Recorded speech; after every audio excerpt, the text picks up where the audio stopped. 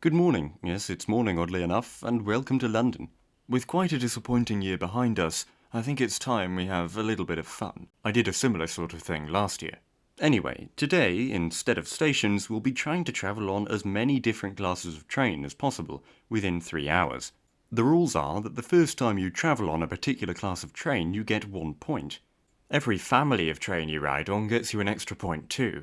For example, if you rode on a class 377 and then a class 450, you'd get 4 points for 2 classes of train and 2 families. The tube, DLR and trams count as well. However, to avoid making them a little too overpowered, there are only 2 families on the tube, low level and subsurface, and 1 for each other mode. That's enough of that though. Let's go back to a cold Marylebone on a December midday. Well, I say midday, but it was 12:24 to be precise. That gave me a deadline of 15:24, which actually didn't sound too far away, so it was important to get going quickly. Blissfully unaware of how my voice was ruining the footage, I set off for Edgware Road, with the aim of catching the tube to St Pancras. However, I quickly realised that I'd overshot Edgware Road and was instead walking all the way to Baker Street. I hate this road. Way too wide for my liking. Baker Street station is beautiful. I didn't quite realise it was this nice. Yeah, I wasn't going to be able to film on that train. But at least I had now travelled on my first class of the day, the S-Stock, part of the subsurface tube family. Back at King's Cross St Pancras, things hadn't really improved though. I only had 2 minutes to get to the southeastern platforms for my high-speed departure.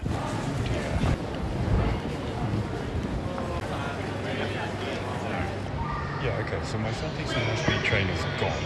I've missed that. I'm going to go to King's Cross instead and up to Finsbury Park. Hopefully that should be some attraction. Gaps in the glass, not great. Actually it is great. They're supposed to be there. Ignore what I just said. Please listen for further announcements. Disruption at King's Cross.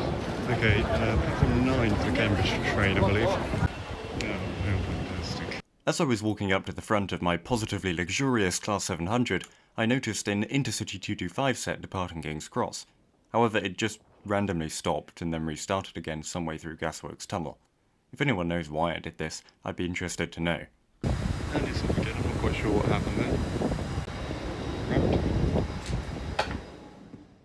All jokes aside, I do actually quite like the Class 700s, and I don't even think the seats are that bad. The graffiti in the toilet let the side down a bit though. But clean toilets or not, the Class 700 was a new train and family that Desiro City, so I could add it to my list. Finsbury Park was an interesting, if a little crowded, station. I then changed to the Victoria line to go to Tottenham Hale, where there, conveniently, was a train just arriving.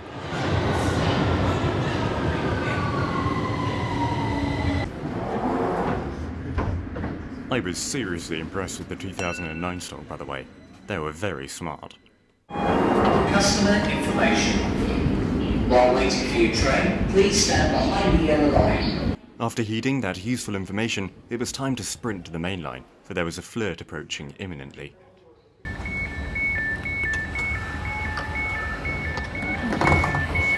London Liverpool Street. The next stop will be London Liverpool Street. Just wow. I'd never been on a long distance flirt before, and I think that might just be the best train I've ever ridden. It was delightfully smooth and peaceful, and the seats appeared to have softened up too. As I pulled into Liverpool Street, I was seriously tempted to just stay on the flirt back to Tottenham. But no, I had a challenge to complete. It's 37. Anyway, I am though on the Chelsea train up the 14. Okay. If you couldn't quite make that out, I almost missed a Class 720 to Stratford. I was quite impressed with these too. The 2+3 seating layout is awful of course, but the ambience is pretty decent.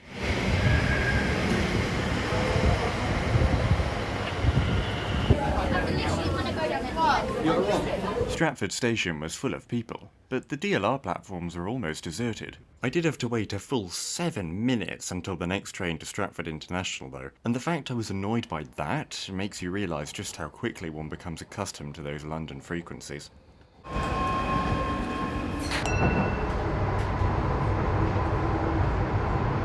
The DLR felt oddly dirty, but it had got me to Stratford International, so all I had to do was cross the road and get to the high-speed platforms. It didn't really matter though, my train left without me. At this point, I was a little tired. I hadn't had any lunch, and I was very tempted to stay and watch some Eurostars fly by at high speed. In the end, I succumbed to that temptation, so I'm sorry, but the end time of the challenge has been moved forward to 15:51. Oh well, at least you can enjoy some Eurostars.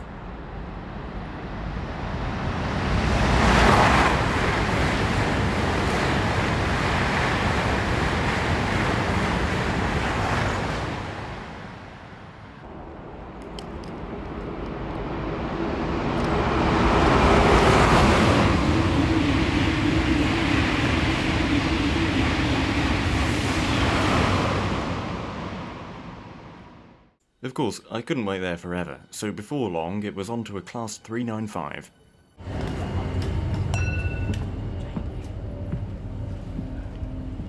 To be honest, I wasn't blown away by the Class 395.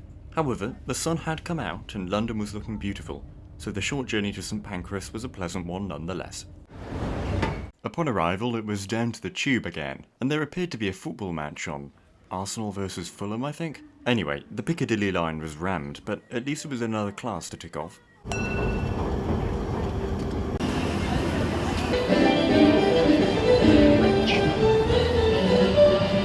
A few stops later at Leicester Square, an enthusiastic busker dressed as the Grinch accompanied my walk to the Northern Line.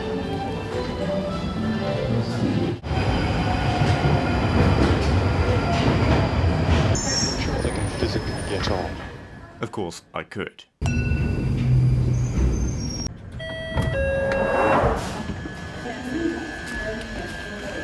Ah yes, Charing Cross is that station with the gold roof and metallic escalator. I remember this from last year. I boarded the first train to the next stop, Waterloo East, and that was a Class 375, unfortunately a -9. I don't know why they exist, their seating is horrible, but I did manage to get a seat in the old first class section, so it wasn't too bad. Anyway, it was a new class, family, and the view over the Thames was, as always, stunning.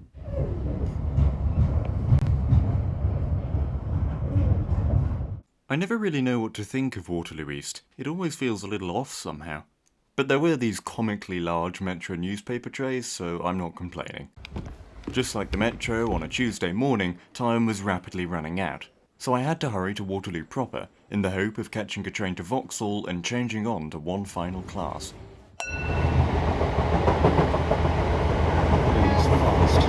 Okay, I failed to consider the fact that there would be another train ready to leave that's different to the one I just went on out of Vauxhall, so I think I might have to get the tube just to try and get one more in. I'm not sure which line runs through, I'll try and find out.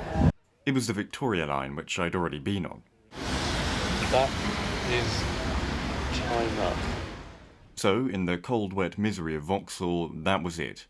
The challenge was brought to an anticlimactic end, and I'd officially travelled on 11 classes of train and 9 families.